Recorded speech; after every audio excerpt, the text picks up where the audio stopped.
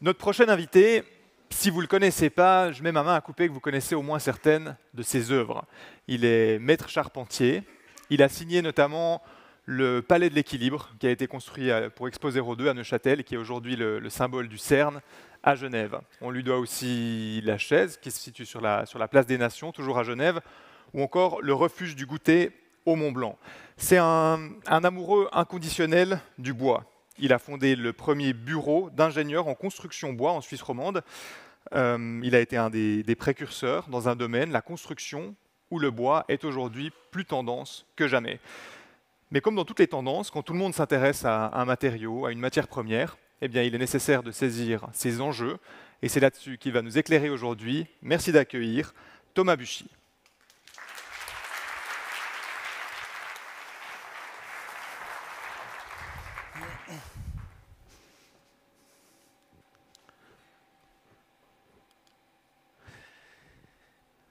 Bonjour mesdames et messieurs, je suis très honoré d'être invité dans ce forum.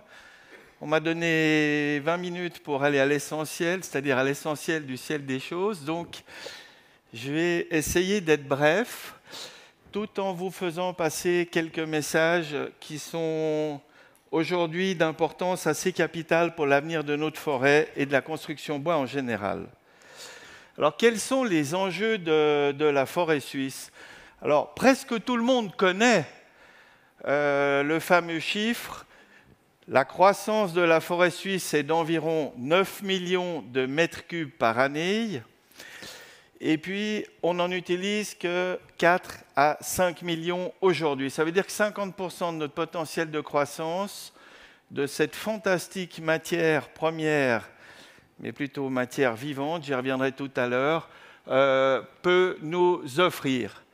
Là où je vous mets un petit bémol, c'est qu'on en importe à peu près un peu plus même que le potentiel que nous n'utilisons pas. Et ça, c'est un peu dérangeant, parce que dans ces importations, il y a énormément de bois qui proviennent de forêts qui ne sont pas forcément durables, voire qui proviennent de la déforestation. Le contexte de notre forêt, juste rapidement. Oui, 1 mètre cube de bois posé génère 40 heures de travail pour l'économie locale.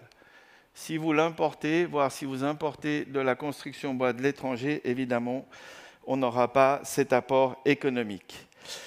Et puis, nous avons une particularité en Suisse, nous voulons une forêt qui soit accueillante, qui joue son rôle paysager, c'est un coût. Donc ça veut dire que le bois suisse, d'habitude, coûte un petit peu plus cher, d'autant plus que, contrairement aux pays qui nous entourent, la filière bois suisse n'est pas subventionnée, ce qui ne nous met pas toujours sur pied d'égalité avec nos pays voisins. N'empêche qu'utiliser le bois local, c'est contribuer à l'entretien du paysage, c'est aussi diminuer la charge de CO2 parce qu'on aura 5 fois moins de transport en général si on utilise notre bois local. Alors, pourquoi choisir le bois ? Je ne veux pas refaire toute l'apologie parce que j'aime mieux vous montrer après concrètement de quoi il retourne. Oui, le bois résiste au feu. C'est une des premières questions qu'on nous demande toujours dans la construction. Ce n'est pas parce que la cathédrale Notre-Dame de Paris a brûlé que le bois ne résiste pas au feu. Non, la cathédrale, elle a brûlé parce que c'est le plomb qui a fondu et qui a amené l'immense charge thermique qui a conduit au désastre que nous avons tous vu et vécu. Donc le bois résiste extrêmement bien au feu et surtout mieux que l'acier dans sa déformation, puisque la charge thermique ne va pas l'affaiblir rapidement. On parle beaucoup de façades en bois. Les façades en bois nécessitent-elles de l'entretien ? Oui, un peu plus en plaine. N'empêche qu'il faut mettre les bonnes essences de bois aux bons endroits et on peut construire en structure bois sans forcément toujours vouloir le mettre à l'extérieur. Le bois est durable. Je ne veux pas agresser quiconque, mais depuis toujours, on a construit en pierre et en bois. Peut-être on devrait revenir un peu plus à la pierre aussi, parce que le béton, matériau premier millénaire, ne remplit pas non plus toutes ses promesses au bout d'un siècle, on commence à avoir les problèmes d'entretien. Le bois bien mis en œuvre résiste plusieurs siècles, à condition que les éléments soient ventilés, que la bonne essence de bois soit au bon endroit, et qu'il n'y ait surtout pas de piège à eau, puisque l'eau est l'ennemi un petit peu du bois. Alors, l'idée, ce n'est pas de faire une apologie de projet que je vais vous montrer, c'est simplement vous dire que depuis un peu plus de 30 ans, eh bien, on maîtrise une technologie de pointe en Suisse en matière de construction bois. Donc, je vais juste vous montrer des exemples que ça se fait déjà depuis bien des décennies, grâce aux écoles polytechniques fédérales, grâce à des entreprises qui ont développé des systèmes d'assemblage remarquables, grâce aussi à notre HES suisse du bois, qui est l'école suisse d'ingénieurs du bois à Bienne et qui, en termes de formation, est vraiment méga top class. Donc, déjà il y a 30 ans, lorsqu'on s'est battu pour la Halle 7 de Palexpo, on a prouvé qu'on pouvait franchir des portails dépassant les 50 mètres. Donc, quand on vous dit aujourd'hui faire un immeuble de 3 étages, c'est compliqué, je peux déjà vous dire qu'il y a 30 ans, on savait le faire très bien. Même on trouve des immeubles en Valais du côté des Odères, ils ont 6 étages et ils ont 5 siècles.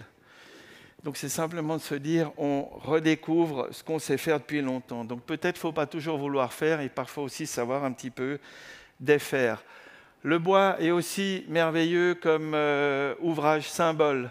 Si je prends la Broken Chair de la Place des Nations, quand on l'a construite en 1997, c'était pour être présente comme premier symbole mondial de la lutte contre les mines antipersonnelles. Elle devait rester 3 mois.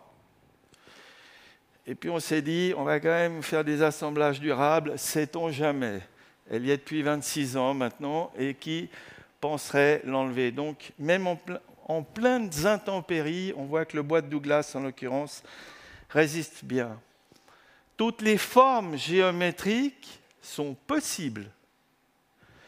Vous avez ici le centre aquatique du Vitam Park de Nédon, où nous avons une charpente de 3000 pièces de longueur et de coupe différentes. C'est extrêmement complexe à réaliser. La Migros nous avait fait confiance pour proposer le bois. Ça s'est avéré 40% plus économique que l'acier. Mais surtout, le savoir-faire suisse s'est exporté en France. Les entreprises suisses, nous sommes leaders mondiaux en termes de techniques d'assemblage. C'est-à-dire que les entreprises suisses, c'est du bois suisse qui a été mis en œuvre là-bas, ont prouvé qu'elles pouvaient être extrêmement économiques et plus performantes que des entreprises étrangères, simplement parce que nous avons la bonne technologie. Je suis persuadé qu'on doit retrouver l'étalonnage de la beauté. Arrêtons de construire des bâtiments qui sont des cubes où on s'ennuie finalement un peu dedans, on ne se sent pas très en forme parce qu'il n'y a pas la résonance avec la beauté. Nous retravaillons souvent, vous avez ici un centre de yoga construit à Champéry au nombre d'or, donc avec la divine proportion, qui est en résonance avec notre ADN. Donc pratiquer du yoga là-bas ou écouter de la musique, eh bien, ça vous change complètement votre ressenti et votre façon d'être par rapport au monde qui vous entoure. Tout est possible en bois. La salle de l'OMPI sur la place des Nations à Genève, eh bien, on ne le voit pas très bien parce que maintenant il y a un mur anti-bruit, anti-explosion, pardon, le long de la route de Ferney, mais la structure sort en porte-à-faux de 35 mètres.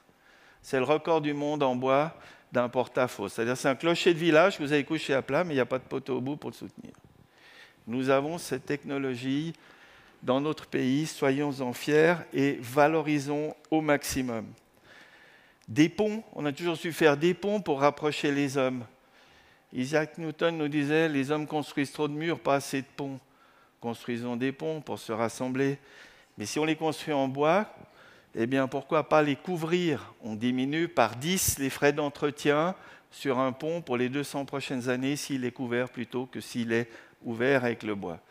C'est pour ça que les vieux ponts couverts avec les tuiles de l'époque médiévale, ils sont encore là pour la plupart. Vous pouvez construire aujourd'hui des bâtiments semi-hospitaliers. voire hospitaliers en bois, depuis la nouvelle loi de protection incendie qui date de 2015. Donc lorsque vous accueillez des gens qui souffrent de pathologies ou simplement qui vieillissent dans des endroits calmes et harmonieux, eh bien, ils vont se sentir beaucoup mieux et seront en meilleure santé. C'est une proposition, hein, ça ne veut pas dire qu'il faut tous les faire comme ça. D'où ça vient? En tout cas pour moi, le choc, vous allez me dire c'est vieux, maintenant ça a 30 ans.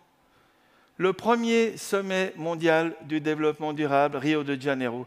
C'est là que commence, en tout cas à titre personnel, ma relation avec le développement durable. Ça m'a mis en état de choc. Parce que c'était un message porté par la commission Brundtland qui s'est d'abord réunie à Genève. Eh bien, comment je peux vivre en harmonie aujourd'hui et satisfaire à mes besoins sans mettre en péril que les générations futures devront aussi satisfaire aux leurs. Et ça coïncide un peu avec l'ouverture du bureau d'ingénieurs Charpente Concept. Donc c'est dire, tiens, il y a un autre chemin, un chemin non égoïste. Ce n'est pas juste l'économie pour le profit personnel, c'est aussi une économie de partage. Et c'est dire, si on veut construire un monde meilleur, ben on le construit ensemble, pas chacun dans son coin. La malice de l'histoire a voulu que nous gagnions le concours pour le Palais de l'Équilibre à Expo 02. C'est 10 ans après Rio. Et la mission, c'était de construire une métaphore du globe terrestre qui enseignait à toute la population suisse comment je peux tendre vers un subtil équilibre entre une économie performante, une société solidaire et un environnement protégé. Et finalement, on voit que dans l'univers, tout marche toujours par 3. Donc on a bien 3 composantes. Et si vous pensez un projet, mettez toujours ces 3 composantes. Parce que s'il y en a une qui manque, votre projet est déséquilibré. Et vous pouvez le vérifier à chaque coup. Si vous ne faites que du social, c'est déséquilibré. Si vous faites que du profit, ça ne marche pas. Enfin, ça marche à court terme. Et puis si on saccage tout notre environnement, de toute façon, à la fin, on ne saura pas quoi faire de nos profits. Le défi, ça a été aussi dire, si on explique ce projet à la population, je veux jeter des cailloux à personne, mais à l'époque, les fonctionnaires fédéraux n'avaient qu'une hâte, le brûler. Donc nous nous sommes battus avec Hervé Décimo pour trouver un repreneur. Et après moult recherches, eh bien, c'est le CERN qui s'est profilé. Donc il est aujourd'hui devenu le Globe de la science et de l'innovation au CERN. Si on ne l'avait pas fait, eh bien, ça aurait été la faillite du message sur le développement durable à l'Expo, où 2 millions de personnes ont passé dans ce projet. Et puis, ce n'est pas le tout d'expliquer le développement durable, il faut l'appliquer. Donc l'application, elle est venue 20 ans après Rio, lorsque, grâce à notre performance dans le Palais de l'Équilibre, eh bien, les Français viennent nous chercher pour réaliser le refuge du Goûter au Mont-Blanc, c'est-à-dire à 4000 mètres d'altitude, un bâtiment en bois de 4 étages avec des vents qui dépassent 330 km/h et puis dont l'ambition est de le rendre autonome sur le plan énergétique. Bon, pour nous, après toutes ces années, c'était de dire on peut l'appliquer là-haut. Mais ce qui était plus important, c'est qu'au-delà de ce projet fou, qui nous a poussé dans nos extrêmes, qu'il soit politique, qu'il soit humain, qu'il soit énergétique, ou simplement parce que l'endroit est particulièrement dangereux et hostile lorsque vous voulez bâtir quelque chose, on a achevé notre formation, je dirais, comment construire durable ensuite. Alors, après ce formidable projet du refuge du Goûter, c'est de dire, on fait quoi ? Avec ce qu'on a appris là-haut, on fait quoi ? Eh bien, le message, c'est de dire, si on peut à 3850 mètres construire un bâtiment énergétiquement autonome avec des matériaux éco-bio, plus d'excuses de ne pas le faire en pleine. C'est ça le message de ce projet fou là-haut. Alors, le but, après, c'est de se dire, le bois, oui, il est formidable pour le développement durable. Il fait partie essentiellement, c'est une composante essentielle dans le concept. Eh bien, il va de pair maintenant avec l'autonomie énergétique. C'est de dire, aujourd'hui, je ne fixe pas seulement du CO2 dans le bois, quand je construis avec, mais je construis aussi des bâtiments qui sont autonomes sur le plan énergétique. Si on l'a fait à 4000 mètres, je vous assure, c'est tellement facile de le faire ici. Ce n'est pas qu'on ne sait pas le faire, c'est que pour le moment, pas grand monde s'intéresse encore à vraiment le faire. Là, je vous montre ma maison en Valais. Le but de ce bâtiment, ce n'était pas vous montrer plus que ça ma maison, mais c'est de dire si vous devez prêcher par l'exemple. Vous ne pouvez pas juste dire je fais ci, on va faire ça, puis je trouve des clients. Non, je dis aussi je fais pour moi. L'avantage de cette maison aujourd'hui, c'est que grâce à un système de façade active, eh bien, et bien sûr des panneaux photovoltaïques, construction 100% en bois vaudois et valaisan, il fallait un peu des deux, elle produit 2,5 fois ce qu'elle consomme. Ça vous permet de rouler 40 000 km par année avec votre voiture électrique. C'est pas génial? Vous êtes super libre quand vous avez un bâtiment comme ça.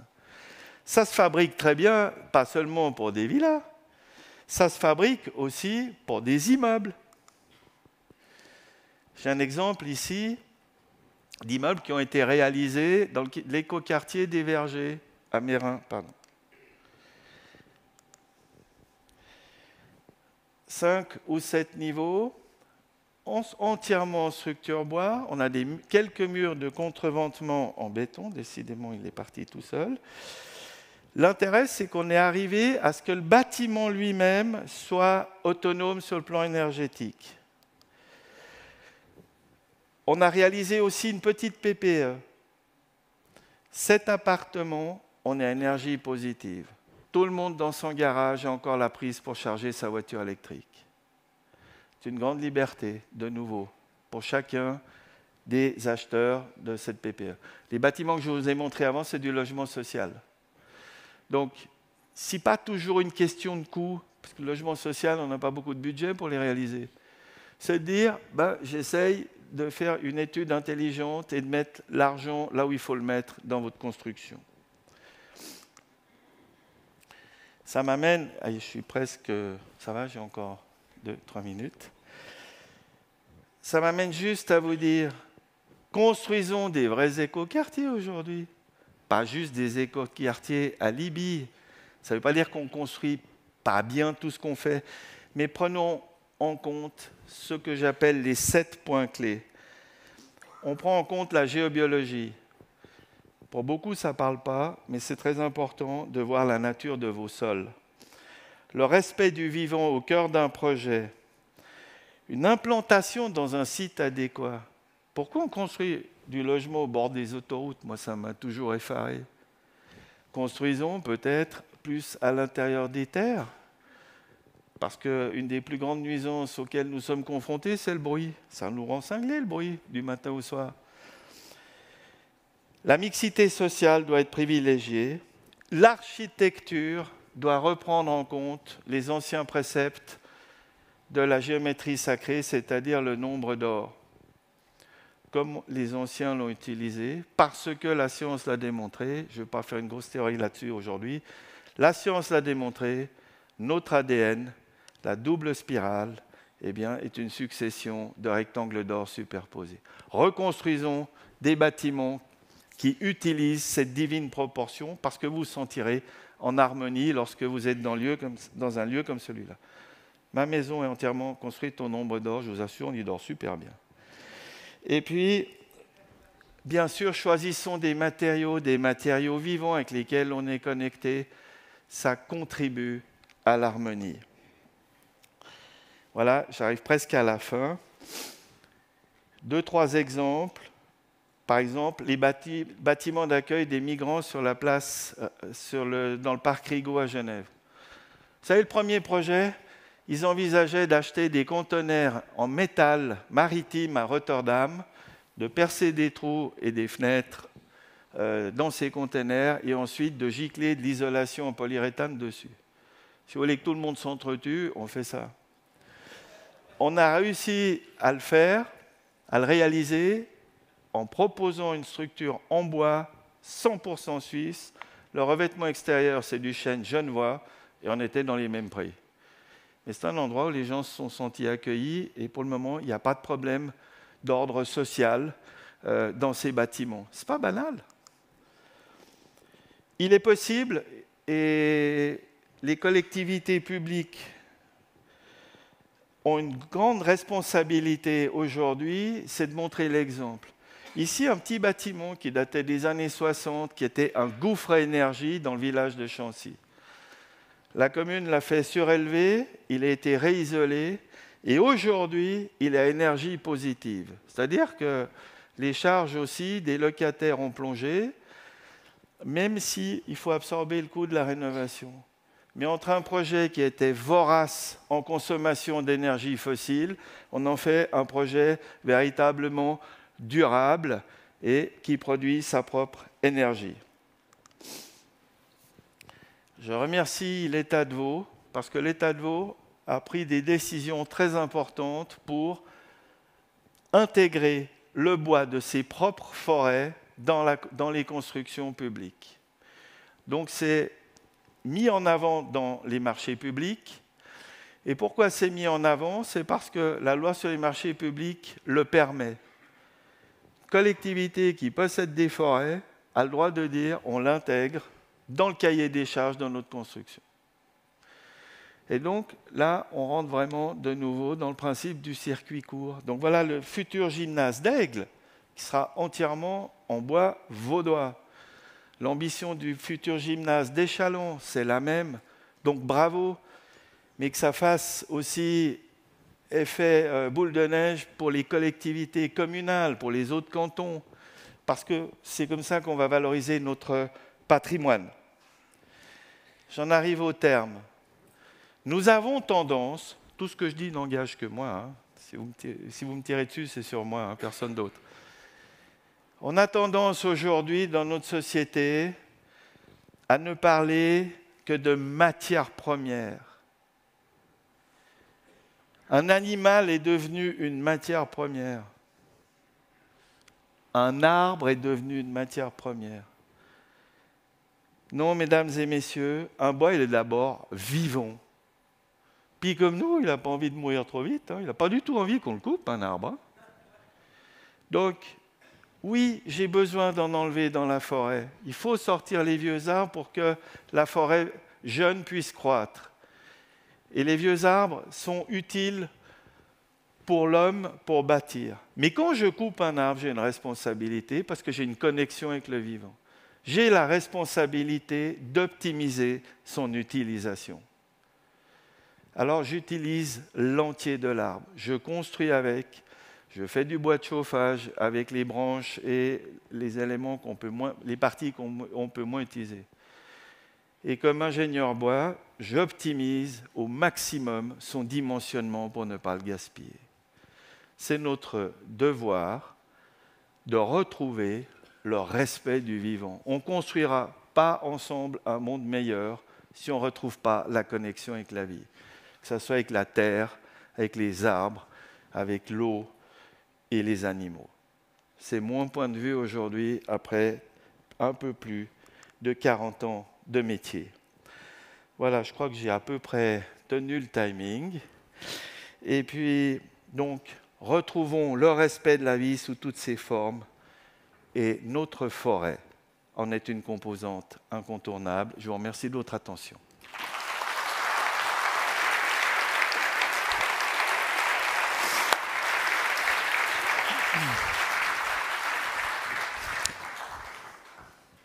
Merci Thomas Buchy.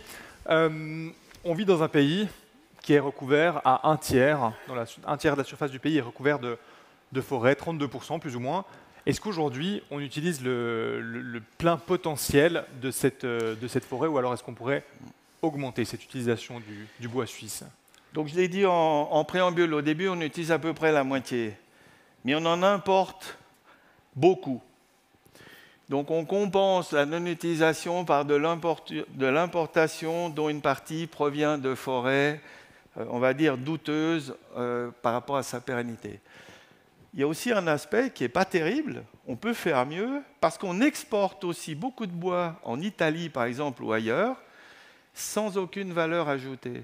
Alors que la force de la Suisse, c'est d'avoir une technologie de niveau élevé, donc notre matière première, il faut la transformer. C'est un petit peu c'est un curieux paradoxe. Le bois aujourd'hui, vous l'avez dit, il est à la mode partout, pas qu'en Suisse, à l'international aussi. La Suisse, elle a une carte particulière, une carte à jouer sur cette thématique-là aujourd'hui. Oui, parce qu'on a un savoir-faire séculaire en matière de construction bois. Il vient à la mode aujourd'hui. Tout le monde veut faire du bois.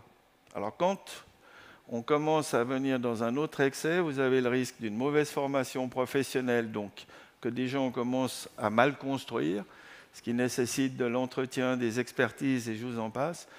Mais surtout, nous ne pouvons pas aller au-delà du potentiel de croissance de nos forêts. Déjà, juste si on fait les calculs, restons en Europe sur les calculs, parce que si on allait au-delà, eh bien, on saccagerait notre forêt. Les parts du marché du bois dans la construction, je vais rester dans la construction, c'est à peu près entre 8 et 10%. Les parts du marché ne pourront pas aller au-delà de 16 ou 17%, parce qu'autrement, on va consommer plus que la croissance de la forêt. Tous nos bâtiments à l'avenir ne seront pas en bois. Alors il faut déjà faire des fondations. Tous les matériaux sont complémentaires quand même, complémentaires d'ailleurs, si on veut jouer là-dessus. Donc, le bois, oui. Le bois partout, non. Le bois maîtrisé, c'est important. Et donc, d'où la responsabilité d'optimiser l'utilisation de cette matière vivante. Vivante, très bien. Merci beaucoup, Thomas Buchy.